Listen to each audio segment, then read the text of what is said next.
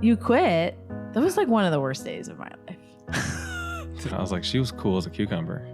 I don't remember how I rolled it back, but I was like, well, now I want to vomit. Chapter 1, Kyler Mason. This is the story of how a 22-year-old young man and a very new leader come together on an almost 8-year journey where we worked really closely together. We had some, I would say, really exceptional highs. We sort of crashed into the wall and we had a choice to make about whether or not we were going to pick the pieces up together or if we were going to do that separately. And I'm really excited that we chose to do that together and have worked really hard to gain a level of trust where Kyler is going to be stepping in to some really important roles at Element 3. As I look across the characters that built my character, we can't possibly tell the story without including Kyler.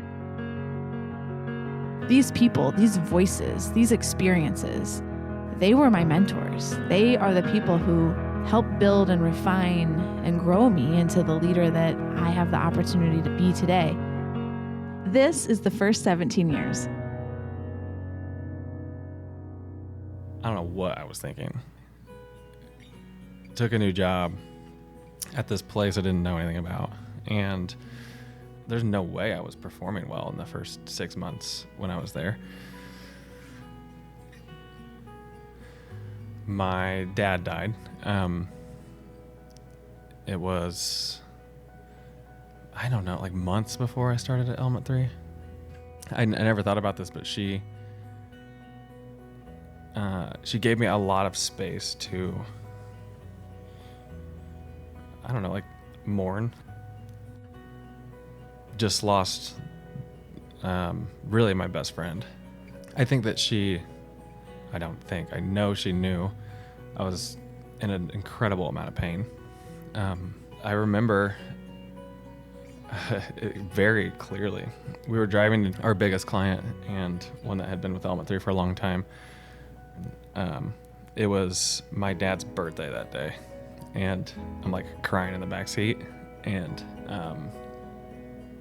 the way that she reacted to that was special. She probably would never remember it, but we like got out at a gas station and she was like, I just want to give you a hug. I could tell she like felt pain for me.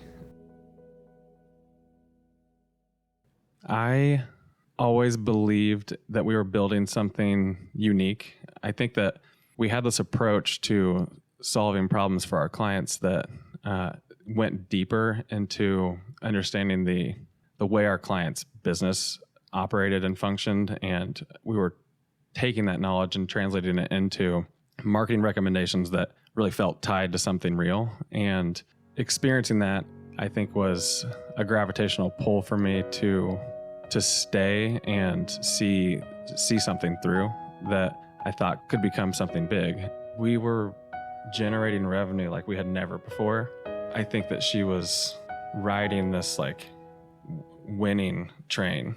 And I think, I don't know if I had said this to her, but I had thought it.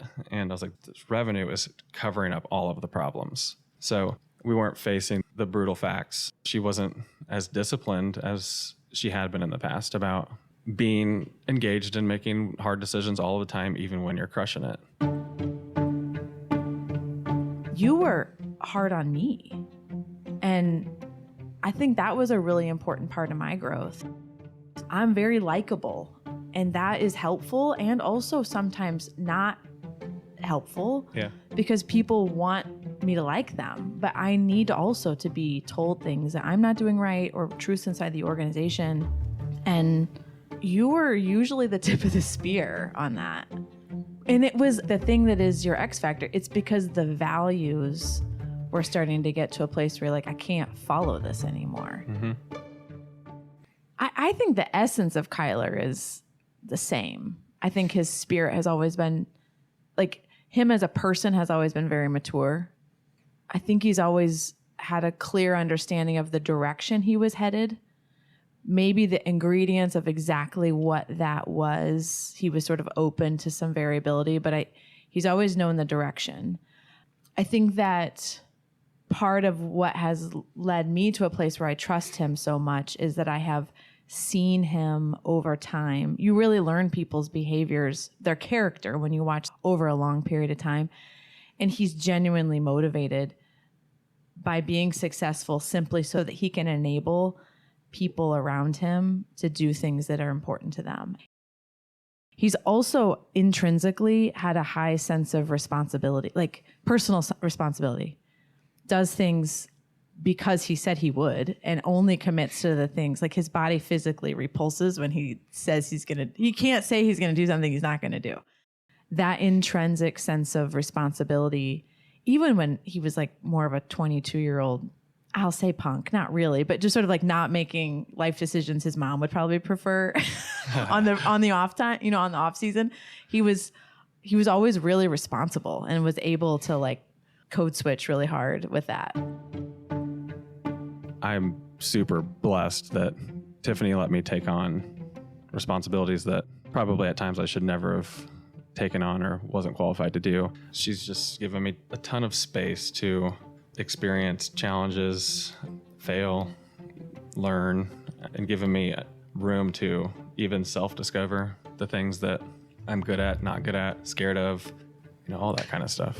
I got a chance to manage at an age that was surprisingly young. Tiffany invited me into conversations about the direction of the company, and I don't know, I was probably like 25 or 26 years old.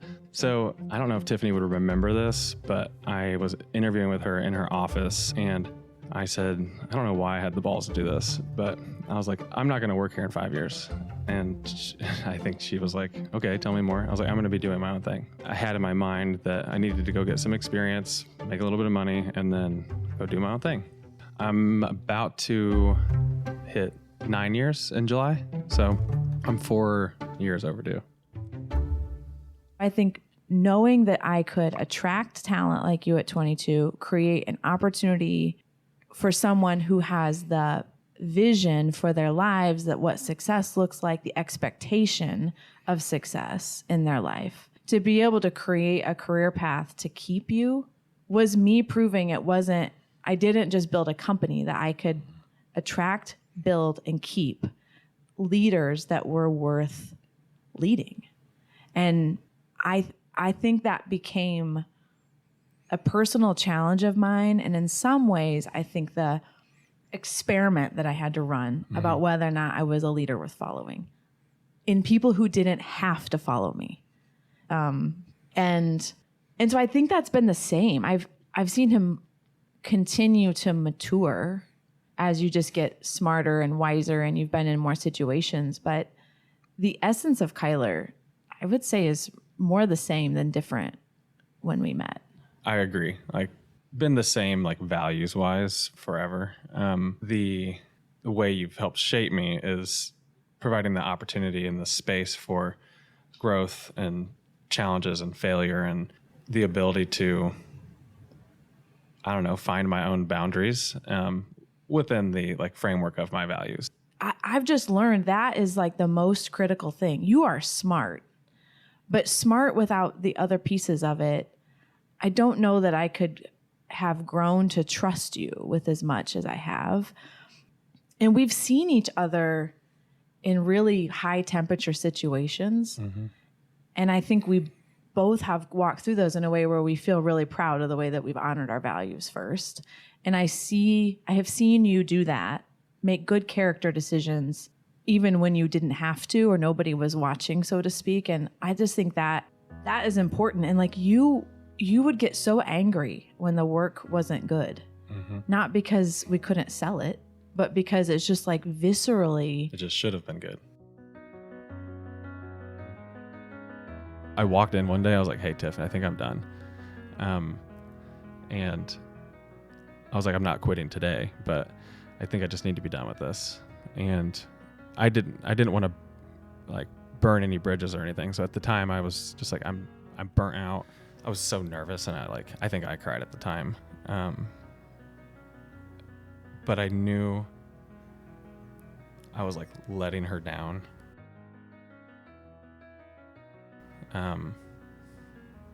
So that's why I think I did it so like abruptly and bluntly. I was like, I can't like practice this big thing and like talk her through all these reasons. I just need to start with the end, and then if she wants to work through why, I'd be happy to talk about it with her. We went to like dinner a couple times, and she was super curious about like the things that I was feeling, experiencing. We were spending ungodly amounts of money on things that we shouldn't have been. So we were at a size we had never been, and we were probably making less money than we had ever made. And that was risky. Like, we were being irresponsible with hiring and expenses and things like that. And I saw things inside of the company that just, they weren't right. We lost some clients. We weren't delivering great results. We were distracted. We had kind of overextended ourselves in how much money we were spending on things. She listened to me, and I sort of felt like partnered with me to fix some of the stuff. There were some really hard decisions that I kind of needed to see Tiffany make that would prove to me, this wasn't a test that I articulated to her or even knew I had in my own head, but I saw Tiffany make really hard decisions that I think just demonstrated to me like she's back. I think as a leader, as a business owner, having those people close to you will make you better. Having those people in your organizations will make everybody else better. I think at our core, you and I are both fiercely loyal individuals. Mm-hmm. And I think truth, the size of the truth that like the other party's willing to put on the table, sort of continues to extend or not the rope of loyalty. And I can't ever remember a time where one of us stepped into sort of the danger zone of truth where it wasn't met equally at the same sort of pace and energy with like, here is my full truth on that. And I think that just extended the rope of truth, like 3 more months, 6 more months, 1 more year, in a way where like, and now here we are. Communication and honesty and all that good stuff are the parts of a really solid relationship. And I think that our personalities commit to that. And then that has let us develop a relationship that I think is a really strong one that somehow got me back here. Yeah, after I crazy. quit. I believed and believe in what we're doing. What led to quitting was I stopped believing that we were going to do what I thought we were going to do because of some of the things that I had described about getting complacent and not staying disciplined. And Tiffany and I really, that was probably the weakest our relationship ever was. I think he knew with my personality, either consciously or unconsciously, like he was going to have to throw the nuclear bomb in front of me to get my attention, to like understand. And you didn't give me an ultimatum, which I actually think is very mature.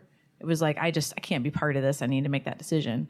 I think in an environment where our relationship was closer, that conversation would have played out in nuggets. You know what I mean? So I don't sit in fear that like this is a cycle we're going to go through lots of times, like at all. I think that it was a symptom of where I was at as a leader, some things I rightly believed or not, and him having a different vantage point into the organization about where the culture was at, what was getting prioritized, what was getting resourced, and knowing that was not actually probably congruent with my own DNA, but if I was going to allow those decisions to be made in the organization, I was condoning it just by default. And so I think he needed to know in so many words, like, how is this ship going to be driven forward? Because I can't be part of this. I always value people who are willing to tell me 100% the truth. And like, in spite of the fact that I've literally never overreacted to information that is bad, people continue to believe that leaders are going to overreact to information that is bad. Like, it's just not how I react, but it's so important that you have really bad news. And so how do you create an environment of people who, when they have it, will bring it to you courageously? Because it's really important that you know. I've always known he will lead a company. And I feel grateful that it's going to be this one that I built. and that we've built together for a long time. I think when I saw over the last 12 to 18 months, as he has accepted the responsibility of understanding he needs to lead who were his peers, and he's always been younger than the table. The only piece of advice I really remember giving you, Kyler, is when you first, I think, became a VP or manager, I forget which it was. I said, like, don't make yourself small so that other people are comfortable. Mm-hmm. He's very respectful in the best way about that, like not wanting to be the like stereotypical magnanimous leader of like, it's just not his style. No attention, please. Yeah. And so part of that is it can come across as sort of making himself small, even though he does know the right answer. And so I've really seen him grow a ton in introducing conflict where there's starting to be decision making, him being like, I don't see it that way, and challenging, other leaders in the company. I began to see like he can really do this. And I think honestly, in ways he has clarity of vision forward in parts of our business that I don't even hold. And so that's exciting to be able to collaborate, not just on like operating and moving the like things around, but he has his own independent perspective of where marketing is going, what it's going to take to deliver that at a really high level. I've really believed it is hard to start at a place effectively as an intern. I mean, you weren't an intern, but you're 22 years old. I was pretty much an intern. Yeah, but you weren't that, but kind of. And then to get to the place where he's now going to be the president, it's really hard to do, to create leadership and authority by influence, and to have people have watched you work for 8 years and then choose to want to follow you. Like, that's incredible. And that's him. That's his style, is like, my work will speak for my capability, and that's how I'll gain your respect.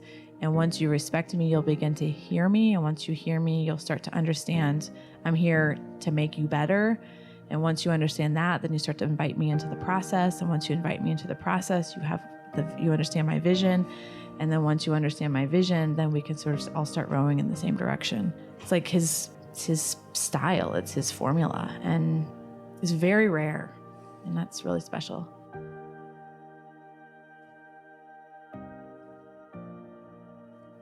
Earning the respect of leaders, this might be a flaw, but I feel that I have never actually earned it.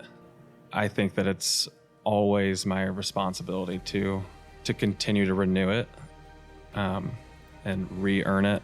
And that's probably a part of what like gives me anxiety and makes me nervous all of the time, is that I'm assessing myself, am I good enough? And I don't know, maybe that humility is a part of what makes people feel safe around me.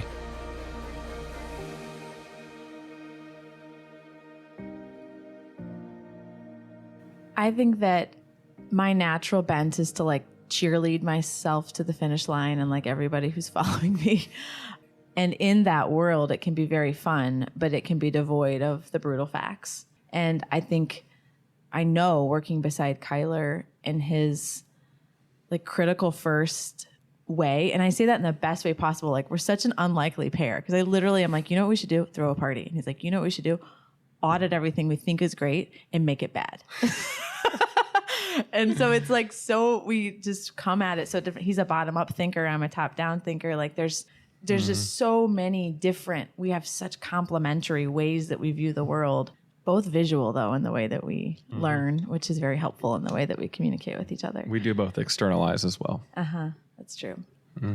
But I think I have learned to be more comfortable and courageous, in the words of Jim Collins, like in this productive paranoia, and that is not something that's natural to me. It's not something I would like wish to learn in my natural sort of state of life. And I have really learned that there's a wisdom in that, in assessing the risk, of understanding that there is a next level every place you are, and continuing to push and sort of have this serial unsatisfaction with the way that things are. I've learned to really get excited about those things that, again, naturally I wouldn't sort of spend my time on. Mm-hmm. I would sort of a tangent talking to my wife, Morgan, last night. And you just mentioned like get it out and audit how bad it is and whatever you said. And with Wells, our boy that we just had 3 months ago, I was like, I am scared of how critical I am. I was like, this dude cannot grow up feeling like he's never good enough for me. I was like, I need your help, Morgan. And like making sure he knows that I'm always proud, but have really high expectations. Mm-hmm. And I was like, that is how I am at work. I always want to be better. I need to take more time to celebrate, but it's interesting how reflecting on that just very recently translated to the kid we just had. Mm-hmm. I'll say this on the microphone so he can listen to it back on bad days, but know that the people that you love know that you love them. It's a weird thing to say in a work environment, but I feel loved by Tiffany. And I love Tiffany. I would say that's the root of what has fostered the loyalty, in combination with the opportunity that she's given me. I know that Tiffany wants the best for me. And I think as a owner of a company, as a boss, starting to feel that and like see it demonstrated in ways that I wouldn't be able to articulate is what made it feel like she had my best interests in mind. She wanted me to succeed. She really cared, and that is, I imagine, really unique. And I think she's created an environment where that also happens at Element 3 in ways that I feel a sense of love for the exec team at Element 3. And that is, I think, something special that started with her and the kind of the culture she started to build. I think that she's really stepped into what scares her and is open to working through that with herself and with others. Even in reflecting in recent conversations with her, there's conversations I've had with her where she's shown up incredibly even in a way that maybe 5 years ago I'd have been afraid to talk to her about something. Not because she would have been like mean or defensive or anything, but I think that she's worked on her own emotional intelligence and responses to things, and has just grown a lot in that sense.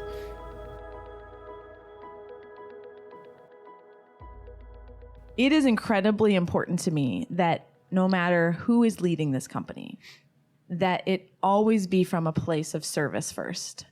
Our purpose is to foster growth in people and business, other people and other businesses. And when we do that, we then reap the benefits of individual growth. We grow as people, we grow as leaders, and our business by extension grows. But first, it's a service first leadership role. It's in my DNA, and it's in our DNA as a company. And in walking so closely this journey of Element 3 with Kyler over 8+ years, I know that his DNA is that. It's complete selfless leadership. I've seen him when he's tired. I've seen him when he's happy. I've seen him when he's lost. I've seen him when he's won. I've seen him in valleys in his life. And his character has been completely consistent. And so it's with that I'm really excited to sort of move to the next chapter for me and for him, where he will move into the president spot, the role for Element 3. He'll begin kind of shaping the vision alongside me as CEO and really beginning to take the reins of the day-to-day. And he's been doing that for the last year and kind of like practicing it. But it's special to be at this place where Element 3 has not only exceeded my own dreams and ambitions, but to know that it is such an important puzzle piece in Kyler's life.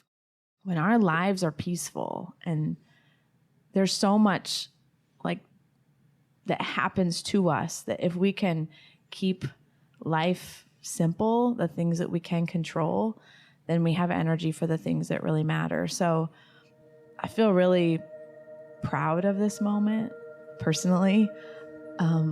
I feel really grateful. I feel like I'm redeeming the trust that Kyler put in me. I think there were seasons I deserved it and had earned it, and there were seasons that I was really learning and probably didn't deserve it. And I know that there's been seasons he's extended a lot of grace to me. I've learned a lot from him, and it's meaningful to me to be able to mature as people beside each other for a long time. So thanks for trusting me, Kyler, and I am excited to operate with you in this capacity as we look forward to the next 8 years. Likewise. And like I said a little bit ago, I'll feel like I have to keep earning it.